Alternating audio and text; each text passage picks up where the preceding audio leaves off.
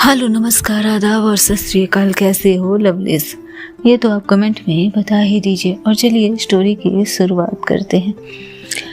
पिछले एपिसोड में हमने देखा कि संगीता रुद्राश्रम जाती है, जहाँ उसे पता चलता है कि कियारा रुद्राश्रम तो आई थी। जाने से पहले कियारा हर अपनों के गले लगी थी सिवाय संगीता के।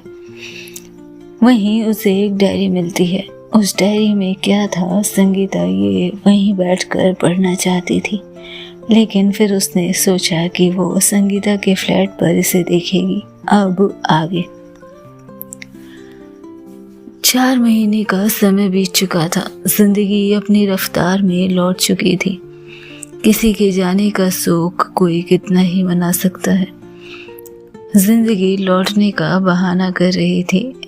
हालांकि सब कुछ पटरी पर आ रहे थे सिवाय संगीता के।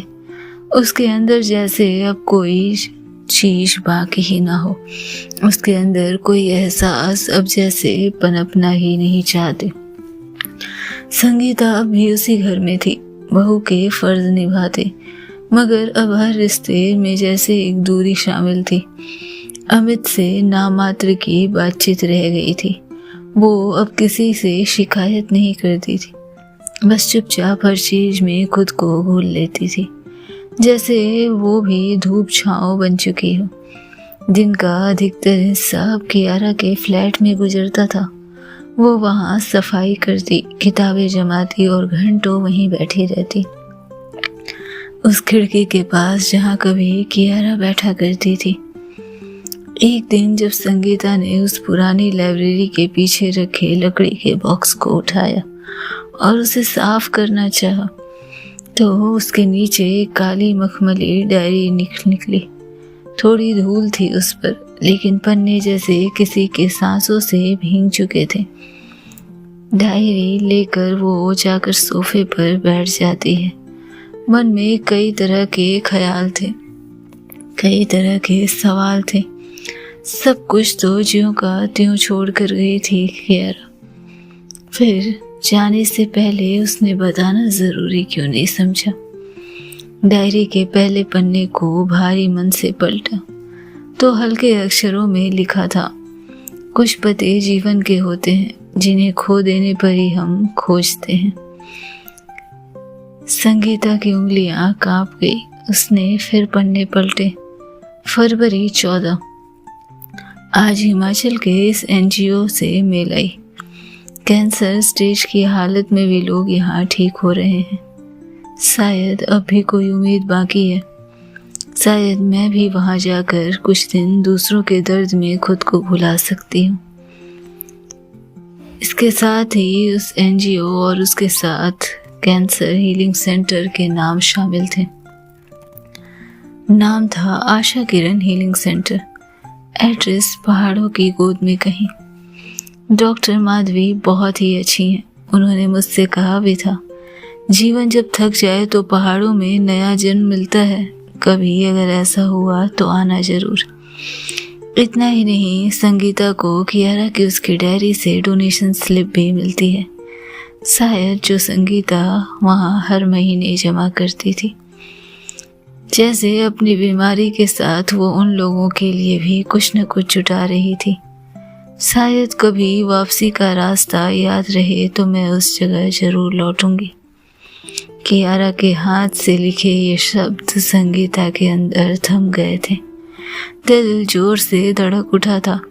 उसने डायरी में रखी हुई पुरानी डोनेशन स्लिप निकाली, साथ ही एक पुराना visiting card. Doctor Madhavi Sharma,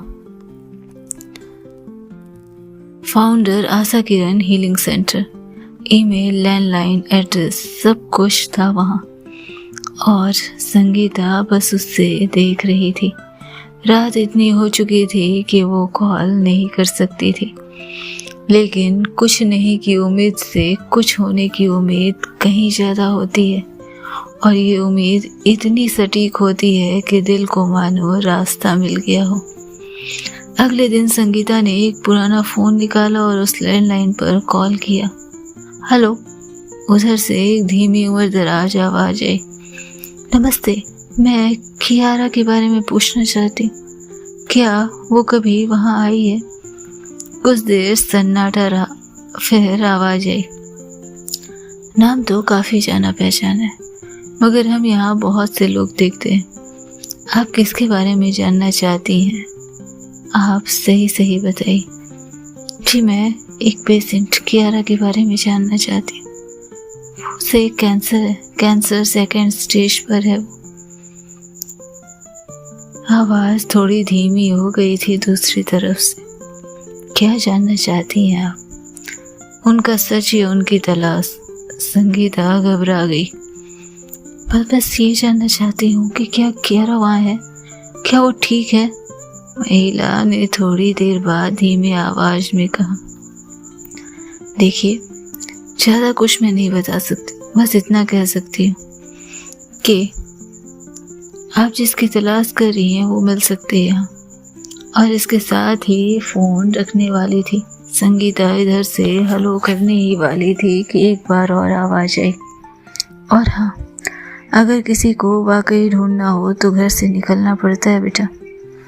कभी कभी कुछ जवाब रास्ते में मिलते हैं और कुछ जवाब चलते चलते। इसके साथ ही फोन कट गया था, लेकिन वो एक शब्द संगीता के मन में जैसे गांठ की तरह बंध चुका था। किसी को ढूंढने की चाहत हो तो घर से निकलना पड़ता है।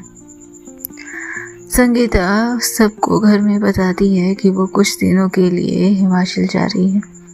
अपने पुराने कपड़े समेटे, कियारा की चिट्ठियाँ, रिपोर्ट और डायरी सब एक छोटे बैग में पैक की। अमित ने उसे स्टेशन छोड़ने की बात भी कही थी, लेकिन उसने साफ मना कर दिया था। वो अब हर कदम जैसे अकेले उठाना चाहती थी। स्टेशन पहुंचते ही संगीता ने टिकट लिया। कोई नहीं जानता कि वो कहाँ जा रही है, बस लोग उसे उस नज़र से देख रहे थे और वो बदहवास सी मानो उसके लिए उस जगह पर पहुंचना कितना ज़रूरी था। वो जानती थी वो उस घर से बाहर निकल चुकी थी और शायद किसी मंजिल तक पहुंचने की तलाश अभी भी जारी थी। सर्दियों की शुरुआत भी हो चुकी थी। पहाड़ों पर धूप देर से उगती थी और जल्दी डूब जाया करती थी, लेकिन ये बीते समय संगीता के अंदर काफी संयम दे चुके थे। उसे पता था कि कोई भी चीज इतनी आसानी से तो हाथ अब आती नहीं, और अब पहाड़ों में ही जीवन तलाश करने की इच्छा उमड़ गई थी उसके। धूप देर से उतरने के साथ जल्दी लौटने की कला जानती थी और संगीता के लिए अब वहां से लौटना मुमकिन नहीं था। वक्त भी ठहर कर चलना चाहता था उसके साथ। स्टेशन पर जब संगीता उतरी तो एक ठंडी हवा ने उसके चेहरे को छुआ। एक लंबी सांस ली उसने। बहुत वक्त बाद खुद को जीवित महसूस किया था। हाथ में एक छोटा बैग था जिसमें कियारा की डायरी, चिट्ठी और एक जोड़ी पुराने दस्तावेज। दिल में सिर्फ एक सवाल, क्या वो है यहाँ?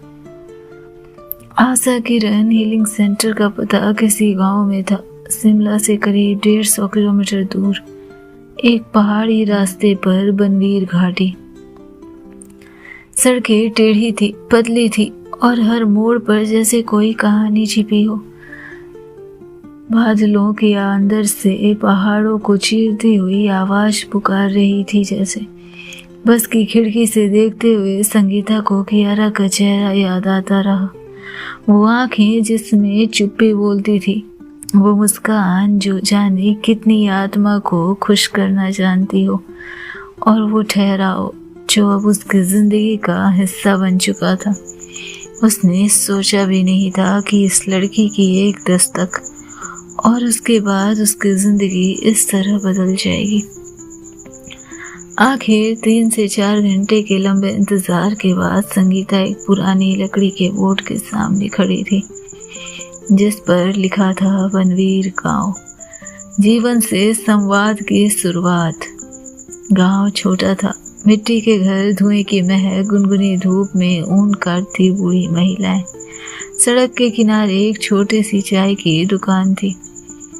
भैया, ये आशा किरण सेंटर कहाँ होगा? दुकानदार ने चाय में शक्कर मिलाते हुए उसे देखा। नीचे की ओर रास्ता है, थोड़ी दूर पैदल जाना पड़ेगा। पहाड़ों के मुहाने पर है, वहाँ बहुत लोग जाते हैं दर्द को थोड़ा पीछे छोड़ने के लिए।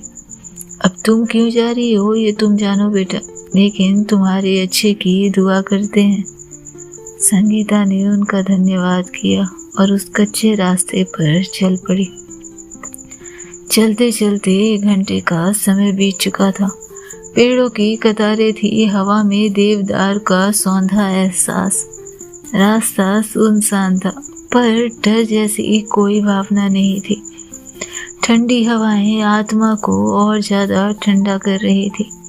और तभी एक मुहाने पर खुले मैदान के पास एक नीला बोर्ड देखा, मानो उसे कोई ऐसी मंजिल मिल गई हो जिसकी तलाश में ताउम्र भटकी थी संगीता। आशा किरण हीलिंग सेंटर, जीवन की आखिरी रोशनी नहीं, नई शुरुआत है। वहीं पर ठहर गए उसके कदम। दिल जोर से धड़क रहा था। कुछ था उन पहाड़ों में जो चीख रहा था कि मुराद पूरी होने वाली हो जैसे। सामने एक पुराना और साफ सुथरा परिसर था। सफेद और नीले रंग की दीवारें, लकड़ी के झरों के चारों ओर फूलों की क्यारियां, और बेंच पर कुछ वृद्ध मरीज।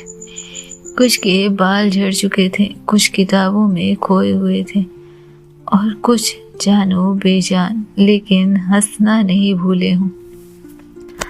अंदर से एक बूढ़ी महिला निकली, सफेद साड़ी में।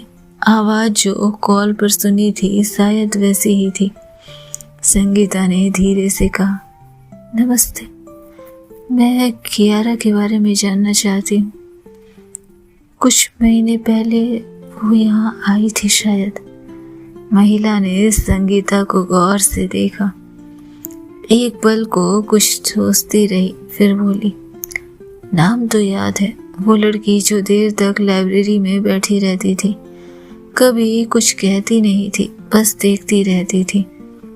बहुत धीरे से जीती है, जैसे ज्यादा जीने की इजाजत ना हो उसे। संगीता की आंखों में आंसू की एक मोती जैसी बूंद उभर आई। पर अभी वो यहाँ नहीं है। महिला चुप रही और धीरे से कहा, यहाँ तो आई है और शायद इसी हवा में है, लेकिन अभी यहाँ नहीं है। संगीता ने पूछा, आप बता सकती हैं वो मुझे कहाँ मिलेगी? जिस पर महिला चुप रही और फिर कहती है, हम रजिस्टर में जुड़े लोगों के नाम नहीं बताते बेटी, पर अगर किसी को सच्ची तलाश हो तो उसे खुद देखना होता है, समझना होता है। कभी कभी जिनसे हम मिलना चाहते हैं वो सामने नहीं होते, लेकिन उनके निशान हर जगह मिलते हैं। अगर इतनी दूर से आई हो तो कोशिश भी करो, शायद तुम्हें निशान मिल जाए। संगीता कुछ नहीं कह पाई, बस अंदर चली गई। अंदर की दीवार पर कुछ चित्र लगे हुए थे, मरीजों के बनाए हुए, जैसे वो जीवन को तलाशना चाह रहे हो। मौत भी उनके हौसले को तोड़ नहीं पाई हो। एक चित्र के नीचे लिखा था, हर अधूरी चीज में एक पूरा सपना छिपा होता है। संगीता का दिल कांप गया। उसने दीवार पर हाथ रखा, जैसे उस शब्दों से कियारा को छूने की कोशिश कर रही हो। वो जानती थी कियारा कहीं ना कहीं यही थी, या है, या हो सकती है, लेकिन ये शुरुआत थी, जवाब मिलने की नहीं बल्कि खोजने की। पहाड़ की खामोशियों में हमेशा कुछ गूंजता है, सिर्फ ध्यान लगाकर सुनने की जरूरत होती है। कुछ ऐसी ही आवाज सुनाई दे रही थी उसे, जो उसे कह रही थी कि रास्ते यूं ही उसे यहाँ तक नहीं लेकर आए हैं। हिमाचल की गोद में बसे एक छोटे से गांव की पहाड़ी के बीच, घाटियों में नमी और देवदार की सुगंध से लिपटी एक सुबह। संगीता एक सादा सा सूट पहने, गहरे हरे रंग की शॉल ओढ़े एक लॉज के कमरे की खिड़की के बाहर देख।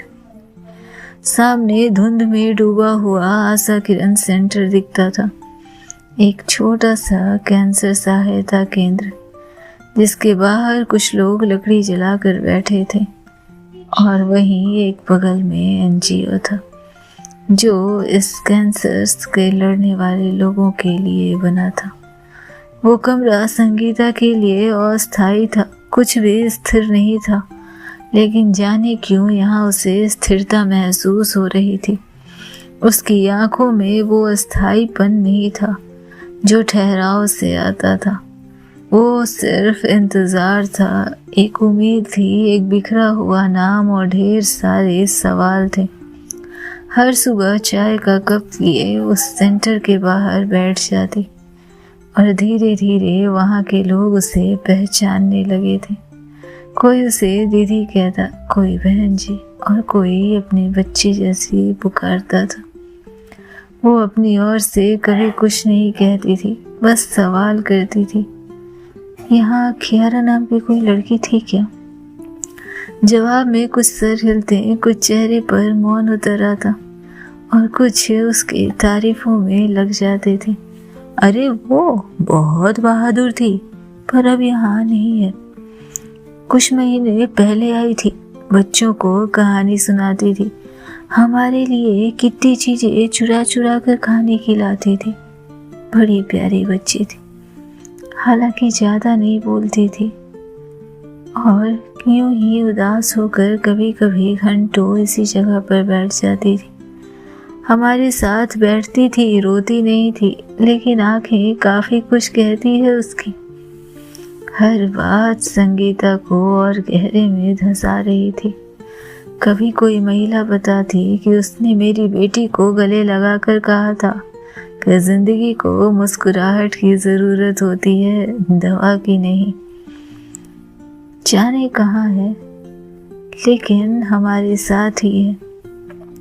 कभी एक बुजुर्ग सामने आकर मुस्कुराते हुए उसके सवालों पर कहते थे, बहुत चुपचाप रहती थी, पर जब बोलती थी तो लगता था जैसे कोई साज छेड़ दिया हो। आवाज में वो खनक थी कि मुर्दों को भी उठाकर बैठा दे। वो टूटना नहीं जानती और वो बिखरना भी नहीं जानती है। वो फिर आएगी। अगर तुम्हें इंतज़ार करना आता है तो यकीन करो तुम उससे मिल लोगी बेटा। टुकड़ों में बन रही थी कियारा की तस्वीर संगीता के हाथों में, एक ऐसी कियारा जिसे संगीता जानती थी या शायद नहीं जानती थी। दिन बीतने लगे थे, 10 दिन से ऊपर का समय हो गया था। लोगों के किस्सों में, दीवार के पोस्टरों में, किताबों के बीच दबे फूलों में कियारा थी। पहाड़ों की गूंज में, हवा की ठंडक में, हर जगह कियारा थी।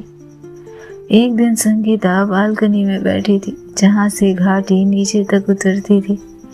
कोहरे के बीच से जैसे किसी की परछाई उसे देखती महसूस हुई। झटके से मुड़ी थी वो, लेकिन वहाँ कुछ नहीं था। और ये पहली बार नहीं था, ऐसा कई बार हो चुका था। जब से वो आई थी तब से जाने कितनी बार उसे यह एहसास हुआ कि कोई नजरें उसका पीछा कर रही हो, कोई नजरें उसे निहार रही हो, कोई नजरें दूर से ही उसे छू रही हो।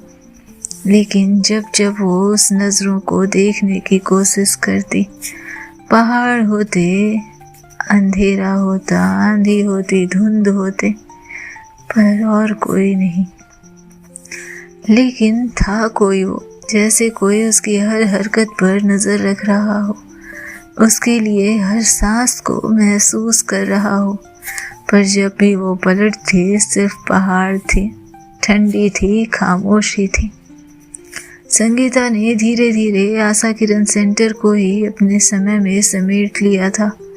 कभी कैंसर से जूझ रही 8 साल की बच्ची के साथ बैठकर रंग भरती, कभी बुढ़ों के साथ बैठकर उनकी चुप्पियों में कहानी बुनती, उनके हंसी मजाक का सहारा बनती, उनकी शिकायतों में उनके साथ होती। एक बार एक बच्ची ने कहा, पता है दीदी, तुम्हारी मुस्कुराहट बिल्कुल वैसी ही है जैसी वो दीदी की थी। वो भी यहीं बैठकर पहाड़ों को चुपचाप देखती थी, लेकिन जब मैं पूछती थी कि वहाँ क्या है तो कहती थी उम्मीद। संगीता ने उसके हथेली थाम ली, उसके सर पे हाथ फेरा। उस मासूम की आंखों में कियारा की गहराई मानो वो बखूबी महसूस कर रही हो।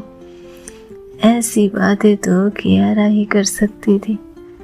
और उस रात जब लॉस में अकेली थी, दीवार से टिक कर बैठी थी, उसे फिर महसूस हुआ कि कोई वहीं खड़ा है, उसी खिड़की के उस पार। सिर्फ एक आहट, एक गंध, एक छुअन की याद और संगीता की पलकों पर चुपचाप बहता पानी।